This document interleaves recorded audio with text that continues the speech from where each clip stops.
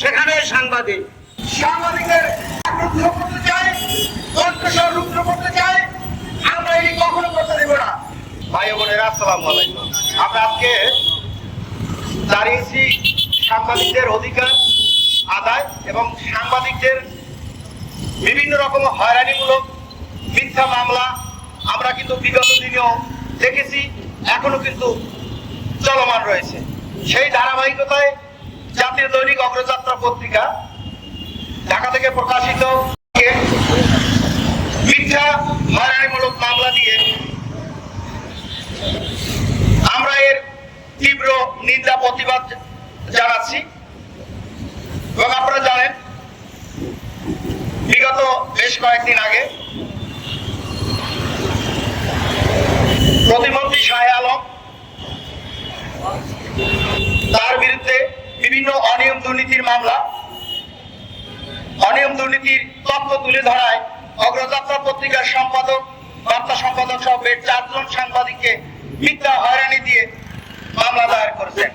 আমরা এই মিথ্যা হয়রানিমূলক মামলার প্রতিবাদ এবং সাংবাদিকদের কলম কখনো রোধ করা যাবে না, সাংবাদিকদের অধিকার কখনো বাধাগ্রস্ত করা যাবে না।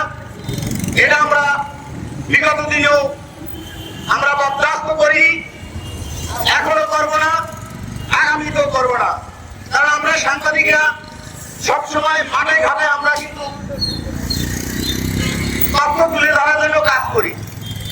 সেক্ষেত্রে আজকে সাংবাদিকদের উপর বিভিন্ন অন্যায়, হত্যা, জুলুম এটা কখনো প্রতিহত করতে দেওয়া যাবে না। ভাষা কেড়ে নিতে চাচ্ছে, এখনো কিন্তু সেই রকমই একটি নজির আমরা আবার দেখেছি। সাংবাদিকদের রুদ্ধ করতে চাই, কণ্ঠস্বর রুদ্ধ করতে চাই, আমরা এটি কখনো করতে দেব না। আমরা সকল সাংবাদিক সম্মিলিতভাবে ঐক্য নিয়ে আমরা আগামী দিন আমরা সবাই কাজ করব, এটা আমরা অঙ্গীকারবদ্ধ। আমরা সকল সাংবাদিক যদি আজকে একত্রিত থাকি, কোন অপশক্তি আমাদের দমিয়ে রাখতে পারবে না, কোন অপশক্তি আমাদের কলম বন্ধ করতে পারবে না।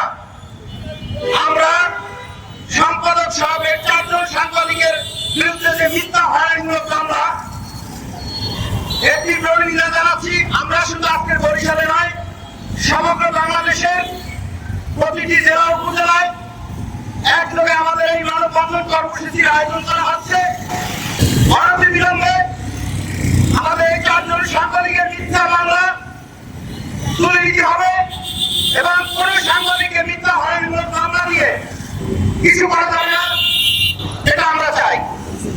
সবাই যারা দেখছেন, যারা শুনছেন, একটি কথা হলো, সাংবাদিকের কাজই হলো বস্তুনিষ্ঠ সংবাদ পরিবেশন করা।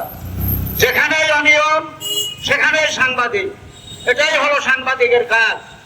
তাতে যার গায়ে পড়ুক, যে অপরাধ করুক, সে যত বড় মাপের মানুষই হোক, সে এখান থেকে রেহাই পাবে না। তাই বলে মামলা দিয়ে সাংবাদিকের কণ্ঠ রোধ করা যাবে না। বিগত দিনেও পারে নাই, আজকেও পারবে না, ভবিষ্যতেও পারবে না। এর নামই হলো সাংবাদিকতা। কাজে আমরা সত্যনিষ্ঠ সংবাদ পরিবেশন করব। তাতে আপনারা যতই মামলা দেন, আমরা আমাদের জায়গায়, আমাদের অবস্থানে আমরা ঠিকই দাঁড়িয়ে থাকবো। যত মামলা পারেন দেন, কিন্তু একটি বিষয় হলো, আজকে এই যে অন্যায় অত্যাচারের বিরুদ্ধে তারা সংবাদ দেখে, এই মীর শওকত আলীর বিরুদ্ধে যারা সংবাদ পরিবেশন করেছেন, আমি প্রথমেই তাদেরকে ধন্যবাদ জানাতে চাই। সাথে সাথে এই মীর শওকত আলীকে বলতে চাই, মীর শাহে আলমকে বলতে চাই, অনতিবিলম্বে আপনি এই সাংবাদিকের বিরুদ্ধে যে মামলা দায়ের করেছেন, ওই মামলা অনতিবিলম্বে আপনি তুলে নেন। নাইলে এইভাবেই মানববন্ধন হবে, জ্বর হবে, লেখালেখি হবে, এর থেকে রেহাই পাবেন না। অনতিবিলম্বে নিজেকে নিজের সূত্রে নিয়ে এই পরামর্শই আপনাকে দিয়ে আমি